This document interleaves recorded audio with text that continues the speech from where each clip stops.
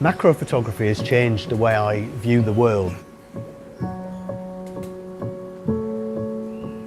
When you look through a macro lens, you see things very, very differently because you see more detail.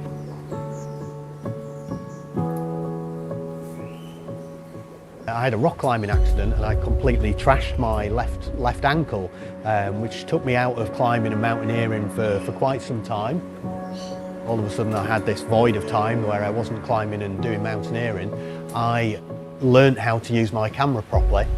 I spent the time at local nature reserves because I wasn't quite so mobile, and I discovered macro photography.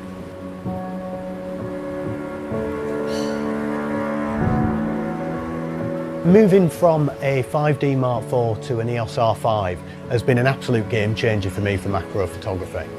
Before, we were always reliant on stabilisation within the lens, but this time the actual camera body itself has stabilisation, and it will work with any lens to give you an enhanced stabilisation, so you can get away with using even slower shutter speeds, basically hand holding. If I'm photographing things which are moving quite a lot, a tripod just isn't going to work.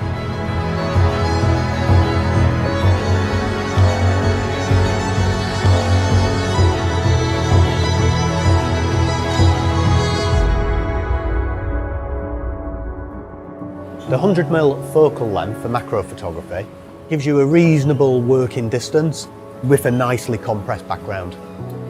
I've been using the old EF 100mm macro lens for about 10 years.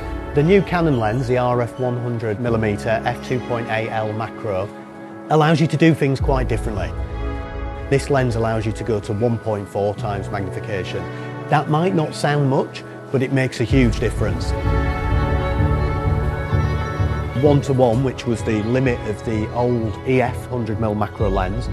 Basically, the size of the subject you're going to get a 1:1 relationship with the sensor in the camera. 1.4 times is going to be 40% larger. When you combine that 1.4 magnification and then the resolution of an R5, it's really quite staggering. I've been photographing butterflies, where if you look at the full image, you can see that it's an abstract of a butterfly's wing.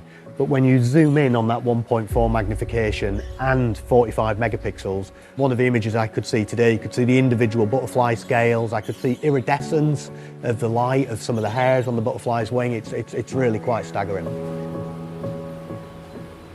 Because you have got stabilisation in both the lens and the body, that basically means I can get away with using ridiculously slow shutter speeds.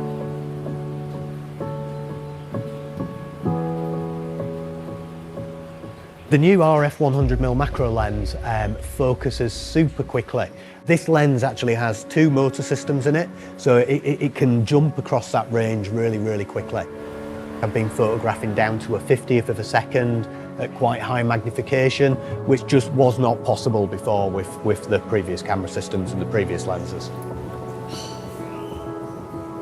Another key new feature with this lens, a totally new feature, is around spherical aberration control. What this allows you to do is control the backgrounds and the foregrounds as to how in focus or soft they are.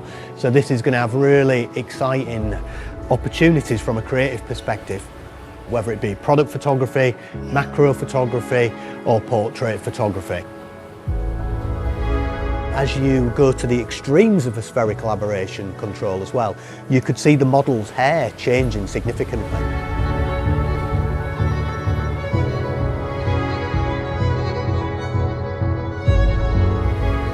For doing those head and shoulder type portraits, it's a really great lens. One of the things I found with photography is I am always learning, and always learning is a good place to be.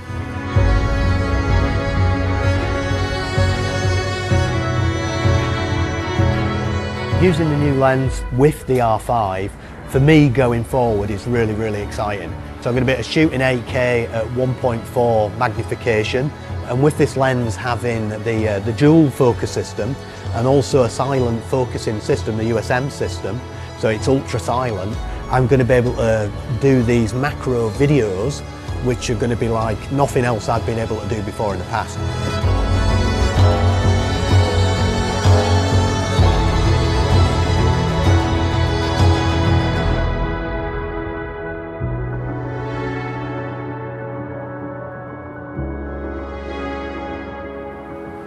It's going to open up a whole load of different creative opportunities. I can't wait.